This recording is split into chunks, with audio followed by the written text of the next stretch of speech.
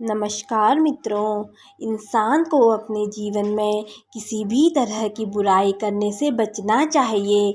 जब हम दूसरों की बुराई करते हैं तो हमारे जीवन में पाप कर्म का फल जुड़ जाता है, जिसका पता हमें भी नहीं चल पाता है। हमें लगता है कि आखिरकार हमने अपने जीवन में किसी को कोई दुख तो दिया ही नहीं है। आज मैं आपके सामने एक ऐसी ही कहानी बताने जा रही हूँ। बहुत समय पहले की बात है। एक राजा ने ब्राह्मणों को भोज करने का दावत दिया। भोजन महल के बगीचे में पक रहा था। उसी समय एक चील अपने पंजों में सांप को दबाए वहां से उड़ रहा था। सांप ने अपने आत्मरक्षा में चील को मारने के लिए अपने फन से जहर निकाला। सांप के द्वारा निकाले जहर की कुछ बूंदें बगीचे में पक रहे खाने में जा गिरी। इस बात की जानकारी किसी को भी नहीं हुई। खाना पककर तैयार हो गया। उस जहरीले खाने को खाकर ब्राह्मणों की मौत हो गई। राजा को इस बात का पता चला तो उसे बहुत दुख हुआ। राजा ब्रह्म हत्या के लिए खुद को जिम्मेदार समझ रहा था। ब्रह्म हत्या का दोष किसे दिया जाए, इस प्रश्न पर यमराज सहित सभी असमंजस की स्थिति में थे। इस पाप कर्म का फल किसके खाते में जाना चाहिए?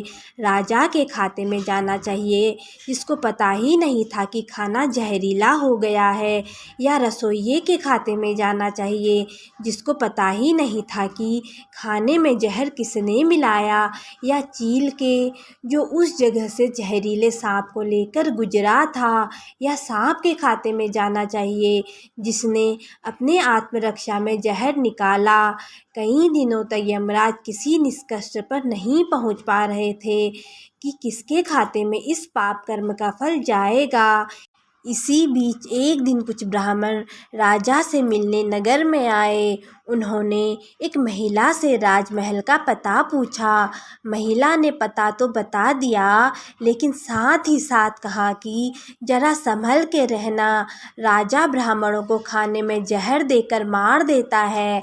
महिला ने जैसे ही यह शब्द बोला, यमराज ने तुरंत फैसला ले लिया कि ब्राह्मणों के मौत के पाप कर्म का फल इस महिला के खाते में जाना चाहिए।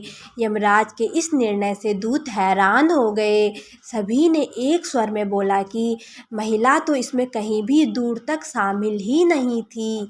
यमराज ने जवाब दिया कि ब्राह्मणों के मौत पर किसी को आनंद नहीं मिला, बल्कि सभी को दुख ही पहुंचा।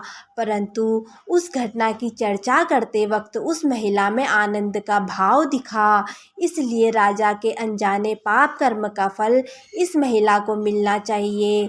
इस वजह से हमें दूसरों की बुराई से बचना चाहिए, वरना किसी और के पाप कर्म के फल हमारे खाते में जुड़ जाते हैं। जय श्री राधे कृष्णा।